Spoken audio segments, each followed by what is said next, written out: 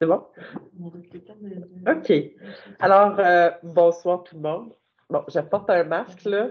Je suis Annie Godbout en passant. Non, mais on dirait que dans l'écran, c'est comme pas évident. Mais je suis Annie Godbout, la présidente d'arrondissement. Mais j'ai un de mes garçons qui avait la COVID la semaine passée, puis là, j'ai des symptômes de rhume, notamment une congestion nasale suprême. Fait que je ne prends pas de chance. Je garde mon masque, mais j'espère que vous m'entendez bien. Vous m'entendez bien, M. Roy? Sûr. Bon, très bien. Je ne veux pas vous contaminer là, si jamais j'ai la COVID, mais je suis négative. Je parle trop. OK, c'est bon. OK, alors, nous sommes à la séance numéro 11 du 24 octobre 2022. Nous sommes aujourd'hui sur le chemin Saint-Roch-Nord, au centre Charles-Gras. On est content de tenir notre deuxième assemblée ici, cette année quand même. C'est ça la deuxième, la troisième? Non, on a fait une consultation ici. Hein? Troisième? Moi, tout, je pensais trois. Ouais. Ah oui, troisième? Bon, troisième. Parfait. Donc, lecture et adoption du procès-verbal. En fait, adoption de l'ordre du jour, pardon. On n'avait pas de modification de l'ordre du jour aujourd'hui. Aucun ajout, Madame la Présidente. Parfait. Alors, lecture et adoption du procès-verbal numéro 10 du 26 septembre 2022. Est-ce que ça vous allait? Oui, parfait. Au niveau du procès-verbal du comité consultatif d'urbanisme de l'arrondissement de Brompton-Roquefort-Saint-Élie-Deauville pour le dépôt du procès-verbal du 29 août. C'est conforme à vos discussions? Parfait. Alors, nous sommes au point numéro 4, qui est la période des questions des personnes présentes. Est-ce que vous avez des questions aujourd'hui pour nous? Non, vous êtes tous sages? Pas vraiment de questions. Parfait. Bien, merci d'être là. Alors, nous allons déjà passer au point 8.1.1, dépôt du budget des frais de représentation 2022 de l'arrondissement de Brompton-Roquefort-Saint-Élie-Deauville. Je ne sais pas si on avait besoin de donner plus de détails, je ne pense pas. Hein? Oui. Oui. OK. Mais est-ce que tu es ouverte ta page? Non, mais je peux y aller. Mon CSC est ouvert. OK. Vas-y, Catherine. Donc, dans le fond, les représentations sociales, c'est quand on va voir, on est invité à des événements de financement pour des organismes, des choses comme ça. Donc, nous, en ce moment, on a un fonds chacun séparé.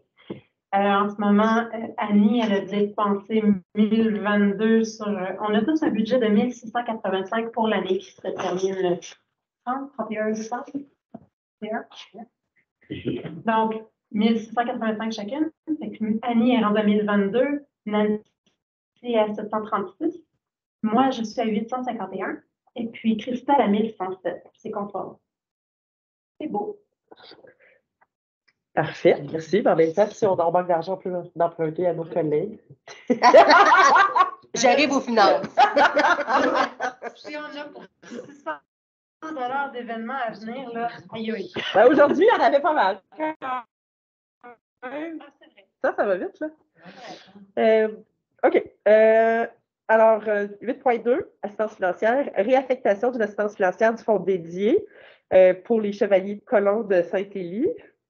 Oui, alors en fait, on avait octroyé aux Chevaliers de Saint-Élie 1500 $ pour des projets de jardin communautaire.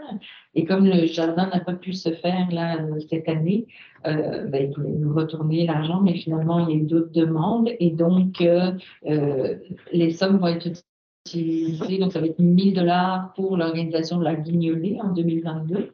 Et le solde de 500 $ sera utilisé pour le souper des personnes, on va dire celui-là, du 31 décembre, qui vient. C'est présent. Parfait, merci beaucoup. Donc, nous sommes rendus au 8.3.1 pour adoption des requêtes en calculation, analyse et recommandation du service des infrastructures. Dans le fond, vous savez là, que maintenant, les citoyens déposent des requêtes pour des enjeux de sécurité là, dans leur rue ou dans leur secteur.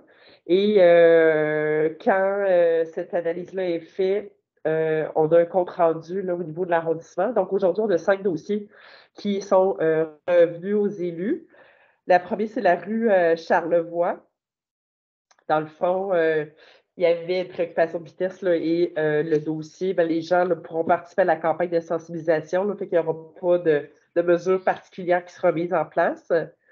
Ensuite, au niveau du chemin Godin, ça fait plusieurs années qu'on parle de réduction de vitesse. Et là, la vitesse affichée sera à 60 km/h au lieu, 70. au lieu de 70 sur le chemin Godin, entre le chemin Louis-Caillé et la rue Joyal. Et aussi, là, vous pourrez, si vous voulez, là, en reparler tantôt, mais on voulait aussi avoir adresser le problème de la circulation lourde, là, les camions, les gros camions, surtout dans ce secteur-là, ça fait quand même beaucoup de poussière. J'ai été conseillère municipale du secteur, fait que je sais qu'il y a beaucoup de plaintes là, quand les camionnage lourd passe puis ça roulait vite, ben, ça fait beaucoup de poussière. Fait qu'il y a un enjeu, mais le camionnage lourd en général là, est un enjeu en ce moment à Sherbrooke dans plusieurs secteurs. Ensuite, le chemin du lac Montjoie. Là aussi, en fait, il y aura une réduction de vitesse. Elle sera affichée à 50 km/h sur le chemin Montjoie à partir du chemin Saint-Élie. Et il y a aussi de la signalisation, l'interdiction là, de stationner sur 600 mètres pardon, du côté ouest du chemin de Montjoie à partir de l'intersection avec le chemin de Saint-Élie. Il y en a déjà, mais non, ça va être ajouté. Ça va être ajouté. Ensuite, il y a eu une demande d'arrêt, d'un arrêt au coin de Gaspé et de Grand-Pré. Cette demande-là a été refusée, mais il y a un nouveau radar qui a été installé. Ça fait 2 ans que je l'attendais. Et c'est arrivé la semaine passée. Donc, on est vraiment content qu'il y ait un radar. On va voir l'effet du radar, si ça va améliorer. Qu'est-ce qu'il y a? Champagne? Oui, quand ça fait 2 ans, c'est pas super, on va se dire. C'est conseillé, là. C'est de la patience. Hein? C'est de la persévérance. Oui, c'est ça. Donc, une nouvelle devise, pas de gain sans persévérance. Donc, c'est ça. Fait que si on est content, on va voir l'effet du radar sur la rue de Gaspé. Là. Parce que tous les chemins là, qui sont. Toutes les routes, les rues, pardon, les rues qui se connectent au boulevard Bourque, là, il y a quand même beaucoup d'enjeux de vitesse. Là. Quel genre de radar? Est-ce que c'est seulement quelque chose qui nous dit la vitesse exact. à laquelle on va? Oui, exact. Un radar éducatif. Oui. Ensuite, la rue Bergerac. Donc, une modification, là, c'est un dossier qu'on avait déjà vu, mais il est revenu en confirmant qu'il y aura encore la sensibilisation, la campagne de sensibilisation en 2023 qui va revenir. Là, on vise 40 que vous avez toutes vues, qui reviendra en 2023, mais avec un design un petit peu plus punché. Là. Il y a des gens qui trouvaient que c'était assez visible là, pour ça. Et, autre dossier qu'on attend depuis 1 an et demi, l'arrêt au coin des Chanterelles et de la rue Villot. Alors, il y aura un arrêt aussi là, aux 4 coins de la rue qui sera installé en novembre 2022. Donc, plus de sécurité dans nos secteurs. On est tellement félicité par ça. On est content? Contente, hein? Oui, on applaudit. Hey, ben. La foule est en délire. La foule est en délire. Ah, c'est pas ça qu'il faut faire, là. Ça dépend des jours. Ah, Des fois, on a le droit, des fois, on n'a pas le droit. OK, d'accord. Bon, alors, nous sommes maintenant à la période des messages des membres du conseil d'arrondissement. On va commencer avec vous, Mme Robichaud. Vous n'avez pas parlé encore. Ah, ben c'est parfait, parfait. Dans le fond, on sait tous, hein, Halloween s'en vient le 31 octobre. Je voulais juste souligner l'initiative, dans le fond, j'espère que je ne me trompe pas, il me semble que c'est Martin Lessard, son nom. Dans la mémoire, c'est Martin Lessard, de VN Plancher Expert. Là, il m'avait interpellé pour que je voie avec les autres commerces sur le boulevard Bourque si vous voulez embarquer avec eux pour faire l'Halloween des commerçants. Et puis, il y a un matériau surplus liquidation Sherbrooke, Jardin Eden et le Centre de collision Excellence. Donc, il y en a 4 pour cette année. Donc, de 15h30 à 17h30, ils vont offrir, ils disent, les 500 premiers vampires, sorcières et fantômes repartiront avec une tonne de bonbons et ça dans chacun des magasins. Donc, souvenez-vous de ces 4 commerces-là. Et puis, dans le fond, parlé du café rencontre tantôt avec la Maison des Jeunes et je voulais déjà dire que le mois prochain, si je ne me suis pas trompée, ça sera la cédule 6 pour les améliorations des parcs. Donc, chacun des parcs dans vos districts, c'est important. Et je me fais encore solliciter pour les berges, les rives et les ruisseaux.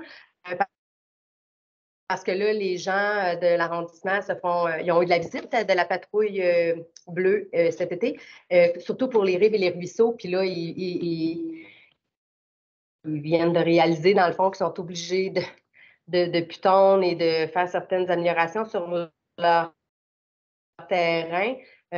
Pour le conseil municipal, le dossier est clos. J'ai répondu ça à mes citoyens, que le dossier est clos parce qu'il y avait certaines mesures d'atténuation qui avaient été demandées par les petits terrains. Finalement, ça n'a pas passé au dernier conseil municipal. Donc, le vote a été pour le maintien des règles strictes comme il avait été proposé il y a quelques années. Donc, sur ça, je suis désolée, mais je ne peux cependant pas faire je peux plus bien faire grand-chose. Je vais dire ça comme ça. C'est pas que je veux laisser tomber les citoyens parce que ça faisait un an que j'étais avec eux, mais là, présentement, le conseil municipal a tranché. Donc, c'est ça. Merci. OK, Madame la Présidente. Donc, en fin de semaine, c'était le Bois et Terre en partenariat avec Espace Brompton et l'École supérieure du tir à l'arc. Il y avait aussi des espèces de soccer dans une espèce de boule d'air, le ballon. Bubble Du soccer. Voilà. Du Soccer. on a déjà fait ça aussi maintenant. Donc, c'était bien parce que la file d'attente pour faire le Bois et Terre est quand même assez longue. Fait que les enfants pouvaient jouer en attendant. C'était une belle initiative. Il y a eu 663 visiteurs ce soir-là, donc c'est un beau succès, bravo. Puis on a des très bons acteurs, bons comédiens parmi nos jeunes. Je suis certaine de vouloir faire du camping, ça a l'air qu'il y a des sorcières, il y a toutes sortes d'affaires la nuit. C'est un rendez-vous l'année prochaine. Ce vendredi à la Nanobrasserie, il y a la cabane ardente à 19h. Le 5 novembre prochain, c'est la collecte des bouteilles des scouts de Brompton. Donc, soyez généreux, mettez des bouteilles au chemin ou des sous. C'est un bel événement de financement pour nos jeunes. Ensuite, du 27 au 30 février, c'est des balades monstrueuses et écœurantes. Il y a différents circuits dépendant si vous avez des jeunes enfants qu'il faudrait censurer un petit peu le parcours. Là. Donc, vous choisissez les dates que vous voulez. Vous allez sur chefs.com, je crois. Airbus, en tout cas, sur Google, puis vous allez voir les différents circuits, puis vous choisissez ce que vous préférez. Puis, en terminant, c'est l'Halloween, comme le disait ma collègue. À Brompton, la maison hantée rue Dionne est quelque chose à voir à chaque année. Donc, j'espère que vous serez en grand nombre habillés de façon sécuritaire, pas trop de masques, mais plus du maquillage pour bien voir, être vu des voitures, aller sur la rue Dionne. Joyeux Halloween. Oui, je vais être originale, on va parler de lui. Donc, j'espère que les gens de mon secteur ont pu voir qu'il y a un comité assez actif et dévoué qui a mis donc des décorations d'Halloween tout le long du chemin de Saint-Élie. Puis cette année, on a pu en mettre vraiment jusqu'au bout du secteur, enfin, presque. Donc, ça a été très apprécié. Et en fait, c'est ça, lundi prochain, il y aura la tournée des commerçants, comme ça fait plusieurs années qu'on organise, les gens connaissent ça. Donc, il faut suivre la petite trace des fantômes. Il y aura un petit fantôme devant chaque commerce participant. Alors, cette année, il y a des nouveaux commerces. On est vraiment contents. Et il y aura de la sécurité là, le long du chemin pour rassurer tout le monde. Les chevaliers de colomb vont être présents comme à chaque année pour nous aider à ce niveau-là. Puis il y a plein d'autres personnes qui vont être présentes aussi. On aura même une patrouille de police sur place, etc. Donc, je vais répéter. Soyez prêts, faites attention, habillez-vous illuminés, mais ce sera de 4h à 5h30 pour la tournée des commerçants. Et puis, ce qui s'en vient aussi, il y a Noël d'antan qui s'en vient début décembre, le 3 décembre, de 13h à 17h au centre communautaire. Alors, c'est organisé par le Club Optimiste avec la contribution de plusieurs organismes du secteur. Donc, il y aura normalement une carriole qui amènera avec les chevaux dans les petits sentiers de Saint-Denis. Ça va être très, très sympathique. Donc, on attend tout le monde. Et puis, fin novembre, il va y avoir la guignolée des Chevaliers de Colomb. Et donc, surveiller vos portes parce qu'il va y avoir des accroche-portes qui vont tout vous expliquer comment ça va se dérouler. Et les bénévoles vont commencer à être distribués durant le mois de novembre. Et puis aussi, je voulais terminer en informant les gens, j'allais dire un peu sur les réseaux sociaux parce que je suis beaucoup contactée avec beaucoup d'inquiétudes de la part des gens du secteur pour les travaux qui sont en train de se faire au cimetière de Saint-Élie. Alors, en fait, en bas du cimetière, c'est un endroit où les familles, les gens du secteur aiment beaucoup glisser en hiver. Et on avait des problèmes de drainage, on avait, la pente était un peu abrupte, etc. Et donc, la fabrique a décidé d'investir, donc c'est vraiment très apprécié pour justement résoudre ces problèmes-là. Et donc, je rassure tout le monde qui ont des inquiétudes qu'on va construire des gros blocs appartements à cet endroit-là, que non, c'est pas prévu pour être construit. Ce sera toujours utilisable pour la glisse et ça va être même encore plus sécuritaire et plus agréable. Donc, on va éviter que au moment où il y a des petits déjeuners, les enfants et le fond de pantalon trop mouillé quand ils arrivent en bas du terrain. Donc, ça devrait être encore plus agréable. Voilà. Merci. Est-ce qu'il va y avoir encore une tente quand on va finir? Une quoi? Est-ce qu'il va y avoir encore une tente? Parce que là, il y a en plus. Oui, j'avoue qu'en ce moment, c'est difficile de voir où il s'en vient, mais normalement, toute cette terre-là doit remonter pour adoucir la pente. Mais je laisse les professionnels faire. Parfait, merci. En fait, on parle de collecte. Là. Moi, je vais parler de collecte de denrées.